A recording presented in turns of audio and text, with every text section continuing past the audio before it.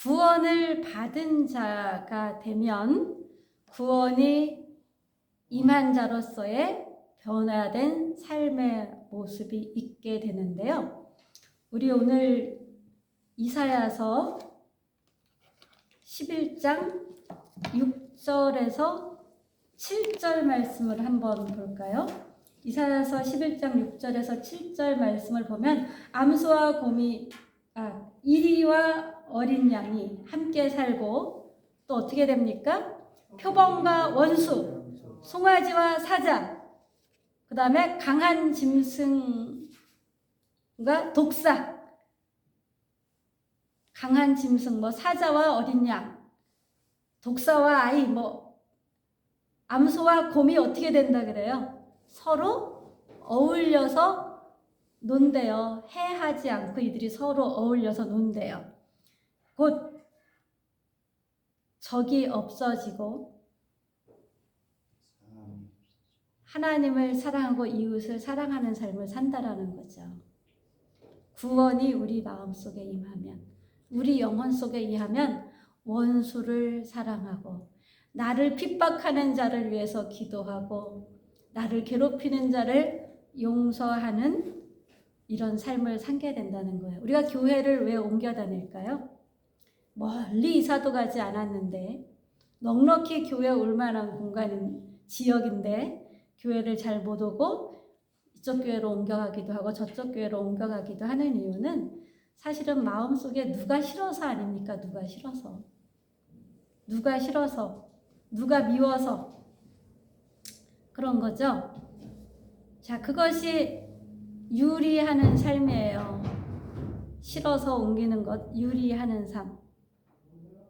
근데 뭔가 싫다라는 것은, 뭔가 밉다라는 것은 꼴도 보기 싫다, 마주치기도 싫다, 이런 것은 내 마음에 구원받은 자로서의 마음이 너무 없다라는 것이죠. 내가 꼴보기 싫은 사람이 나타난다. 부담스러운 사람이 나타난다. 그게 꼭 그 사람 때문일까요? 내 마음 때문일까요? 내가 꼴보기 싫어하는 그 사람은 어떤 사람은 굉장히 사랑하는 사람이 있거든요. 우리는 꼴보기 싫은 사람이 있을 때 예수님도 저 사람을 꼴보기 싫어할까 생각해 봐야 돼요. 예수님이 꼴보기 싫어할 것 같진 않아. 그럼 내 마음이 예수님 마음하고 같지가 않네. 이런 생각을 하면서 하나님 마음을 갖게 해주세요라는 내 마음 속에 전쟁을 해야 돼요.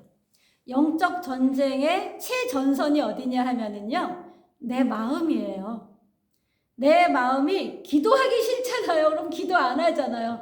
내 마음이 기도하고 싶다라고 하는데도 또 다른 일에 내 마음이 쓰이고 신경이 쓰여가지고 기도하지 않잖아요. 영적 전쟁의 최전선, 내 마음입니다. 내 마음을 하나님의 말씀으로, 하나님의 마음으로 갈아엎으라고 왼수 같은 내 가족을 주셨고요.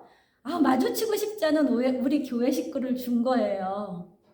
나를 위해서 내 마음을 갈아엎어서 예수님 마음 가지라고. 구원받은 자로서의 참된 마음, 진정성 있는 마음을 가지라고. 너가 구원받기 전엔 그렇게 살았지만 이젠 구원받았기 때문에 하나님의 영이 네 안에 있어, 예수님의 영이 네 안에 있어. 그러면 이제 이 예수님의 영이 네 안에서 자라가야 되지 않겠니? 예수님의 마음이 네 안에서 자라가야 되지 않겠니? 그래서 그것을 훈련시키는 과정이 꼴보기 싫은 사람도 만나게 되는 것이죠. 좋은 사람도 만나게 되는 것이죠.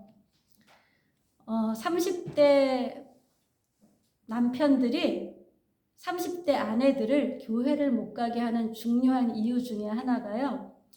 교회 갔다가 바람 날까 봐래요. 제가 그 얘기를 30대 주부한테 들으면서 너무 마음이 아프고 너무 하나님께 죄송했어요. 근데 또 20대 어떤 복음을 열심히 전하는 청년이 그렇게 말을 하더라고요.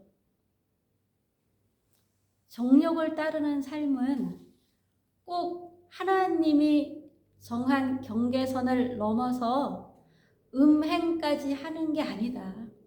그거 당연히 정욕을 따르는 삶이지만 내가 아직 그 친구는 결혼도 안 했고 여자친구도 없는 20대 싱싱한 젊은 친구인데요. 내가 어떤 잘 아는 자매를 만날 때 그 자매를 하나님의 가족으로서의 마음으로만 보지 않고 이성으로서의 호기심이 있고 이성으로서 어떻게 좀 해보고 싶어하는 그런 육신적인 생각으로 그 자매를 만난다면 그것이 곧 정욕으로 그를 대하는 거다. 그것은 하나님이 너무 싫어하신다. 우리는 아직 미혼인데 뭐 아가씨 그렇게 만나서 서로 뜻이 맞으면 결혼도 할 수 있는 거지. 그렇게 생각을 하잖아요. 여러분 근데 그 젊은 청년의 그 말이 맞습니다. 그래서 우리가 뭐 대단한 불륜을 저지르지 않았다 할지라도 사회 속에서 살아가면서 여자는 남자에게 남자는 여자에게 그런 어떤 육체적인 끌림으로 그를 대하고 육체적인 끌림에서 그와 차를 마시고 육체적인 끌림에 의해서 그와 식사를 나누고 육체적인 끌림에 의해서 드라이브를 하고 여행을 같이 한다면 근데 그거를 좀 희석시키기 위해서 안 그런 척하기 위해서 여러 사람을 같이 그 모임에 포함시켜서 또 한다면 그거는 포장일 뿐이지 하나님은 우리의 중심을 아시는 분입니다. 우리의 중심을 아시는 분이 우리의 공의가 삶의 기준이 되기를 원하고 성실이 몸에 깊이 배인 삶이 되기를 원하십니다.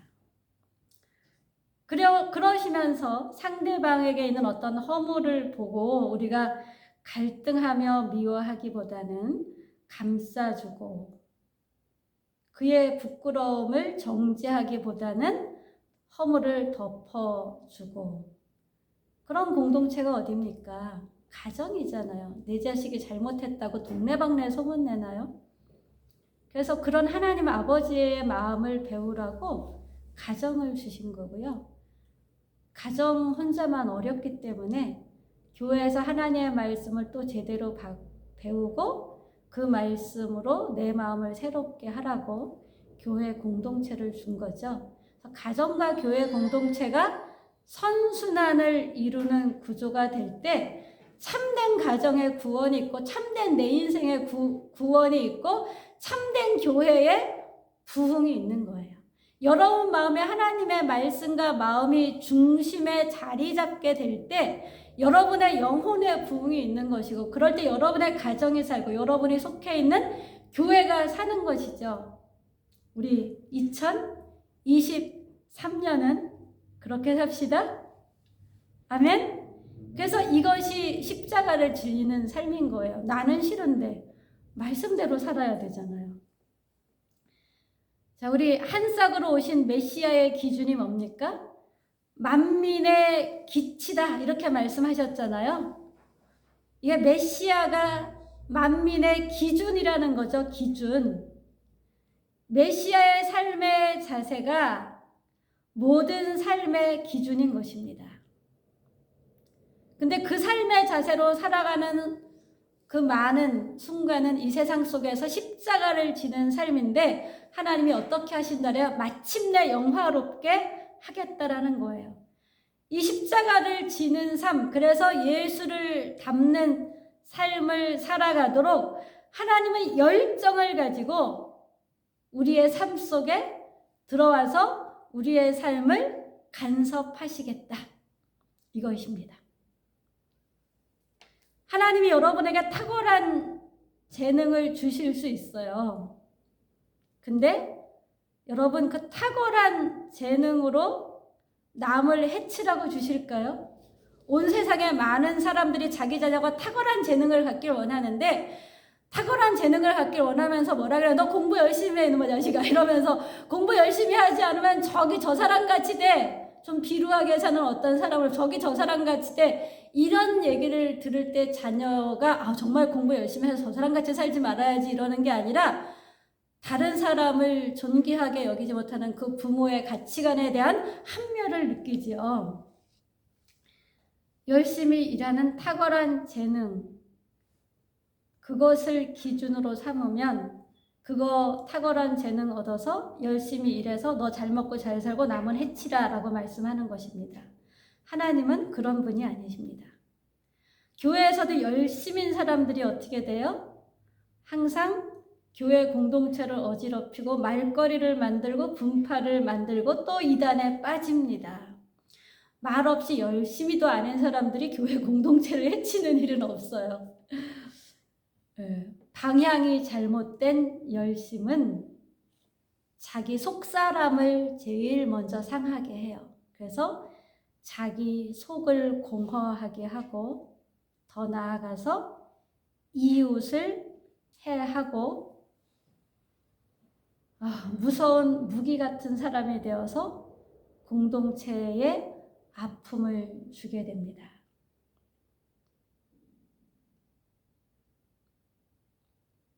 여러분, 하나님 앞에서 내 삶의 방향이 제대로 되었나를 늘 점검할 때 여러분이 공허한 인생이 되지 않고 여러분의 가정이 복되고 교회 공동체가 복되게 됩니다. 우리가 기준을 바로 삼기 위해서 어떻게 성경 읽고 기도하고 또 들어와서 하나님 말씀을 배우고 교회에서 예배하는 것 아닙니까? 하나님은 우리의 겉모습으로 말하는 말이나 모양새에 속지 않으십니다. 근데 인간은 속지요.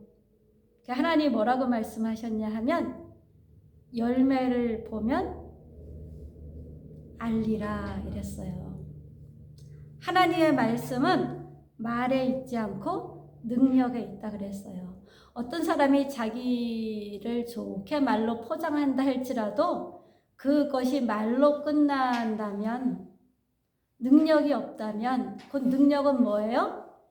자기 인생이 공허하지 않고 자기 가족이 하나님의 말씀으로 잘 살아가고 자기 교회 공동체가 잘 살아가도록 공동체를 해치지 않는 것, 이것이 능력이에요. 공동체를 세우는 것, 나를 세우고 가정 공동체를 세우고 교회 공동체를 세우는 것이 능력입니다. 그래서 내가 죽어야 내 가정이 살고요. 내가 죽어야 내 교회 공동체가 살아요. 나 막 따져서 말하고 싶은데 입 꾹 다물고 참는 것, 이게 내가 죽는 거예요. 왜 부부가 싸우고 금이 갈라집니까? 못 참아가지고 험한 말 해서 어떤 그 험한 말은 죽어도 잊혀지지 않는 상흔을 남기지요. 교회에서도 마찬가지지요.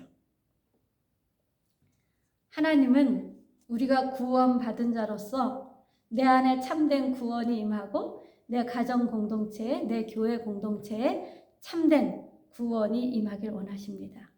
구원이 임하면 모든 열방이 돌아오는 기쁨이 있다. 이것이 16절까지 이어지는 말씀이죠. 막 애굽, 바드로스, 구스, 엘람, 시날, 하막 바다 섬들에서 어떻게 된대요? 남은 백성이 돌아온대요. 먹고 살기 힘들어서 흩어졌던 가족들, 흩어졌던 백성들이 돌아온다라는 거잖아요. 여호와께서 열방을 향하여 기치를 세우고 이스라엘에 쫓긴 자들을 모으시고 땅 사방에 유다에 흩어진 자들을 모으신대요. 에브라임의 질투가 없어진대. 에브라임 북이스라엘을 얘기하죠. 남유다를 사랑하시는 것에 대한 질투, 그것이 없어진대요. 질투하니까 어떻게 됐어요? 북이스라엘이 남유다를 막 괴롭혔잖아요. 이제 하나가 된다는 거예요.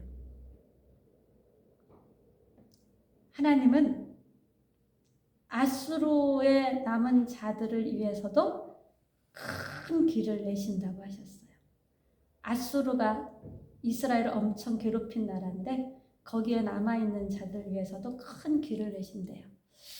여러분, 마지막 때의 하나의 특징이 뭐냐 하면 마지막 때가 다가올수록 유대인들이 이스라엘로 모인다라는 게 성경에서 말씀하시는 마지막 때의 징표인데요. 자, 지금 전쟁 중에 있는 우크라이나, 거기에 있던 유대인들이 어떻게 됐어요? 전쟁을 피해서 이스라엘로 돌아갔고요. 옛날에는 이스라엘 돌아오는 사람들이 크리스찬이만 안 받아들였어요. 근데 이제는 그 우크라이나 전쟁 때 막 너무 급한지라 크리스찬인지 아닌지 구별도 하지 않고 막 받아들였어요. 그게 선례가 돼서 이제는 전 세계에 흩어져 있는 유대인들도 크리스찬도 받아들일 수밖에 없는 선례를 남긴 거예요. 그리고 멸망에 가증한 것이 하나님 거룩한 산에 선 것을 보면 그때가 마지막인 줄 알아라고 했는데, 자, 예루살렘이 이스라엘의 수도로 트럼프가 트럼펫을 불었잖아요. 이스라엘의 수도는 예루살렘이야, 이렇게. 그리고 지금 예루살렘에 성전이 있던 자리를 복원하며 기둥을 세우고 있어요. 기둥이 아마 다 섰을지도 모르겠는데. 근데 거룩한 산에 성전이 다시 세워지는 게 정말 거룩한 성전일까요, 여러분? 아니에요. 그래서 그 산에 멸망에 가증한 것이다. 그건 무너질 것이다 라는 거예요. 없어질 것이다. 영존할 것이 아니다. 그럼 영존하는 것은 뭐예요? 예수 그리스도의 신부된 성도들이에요. 구원받은 마음으로 여호와를 기준 삼아 살아가는 마음으로 변화되는 성도들, 그들이 하나님의 교회, 거룩한 성전입니다. 이 거룩한 성전된 자들이 하나님의 나팔 소리가 울려날 때 어떻게 합니까? 나팔 불 때 나의 이름, 나팔 불 때 나의 이름, 나팔 불 때 나의 이름, 어떻게 됩니까? 주 예수 앞으로 들려지게 되는 것이죠. 우리 180장 나팔 불 때 나의 이름 찬송 같이 드리도록 합니다.